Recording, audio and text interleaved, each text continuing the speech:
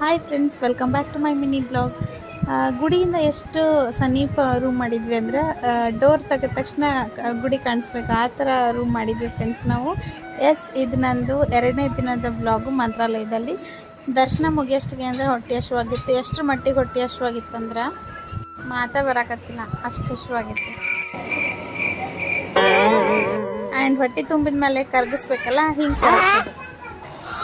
ಈಗ ಸದ್ಯಕ್ಕೆ ಗೊತ್ತಿರೋ ಕೆಲಸ ಇದಾವಂತ. ನಾವು ಫಸ್ಟ್ ಟೈಮ್ ಬಂದಿರೋದ್ರಿಂದ ಹೆಚ್ಚಿಗೆ ನಾವು ಟೈಮ್ ಸ್ಪೆಂಡ್ ಮಾಡಲಿಲ್ಲ. ವಾಪಸ್ಸು ಊರಿಗೆ ಹೊಂಟ್ವಿ ದರ್ಶನ ಮುಗಿಸ್ಕೊಂಡು.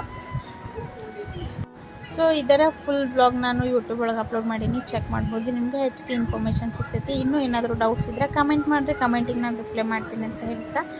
ಸೊ ಫೈನಲಿ ನಾವು ನೈಟ್ ಎಷ್ಟು ಗಂಟೆಗೆ ಬಂದ್ವಿ ಅಂದರೆ 9:30ಗೆ ಅಣ್ಣಿಗೇರಿಗೆ ಬಂದ್ವಿ. ವಾಪಸ್ಸು ಹೋಗುವಾಗ ನಾವು 6 ಗಂಟೆಗೆ ಬಿಟ್ಟಿದ್ವಿ ಅಣ್ಣಿಗೇರಿ. ವಾಪಸ್ಸು 4 ಗಂಟೆಗೆ ಮಂತ್ರಾಲಯದೊಳಗಿದ್ವಿ. ವಾಪಸ್ ಬರುವಾಗ 1:30ಗೆ ಬಿಟ್ಟಿವಿ, 9:15 ಅಂದರೆ ಇಲ್ಲಿ ಮನೆಯೊಳಗಿದ್ವಿ.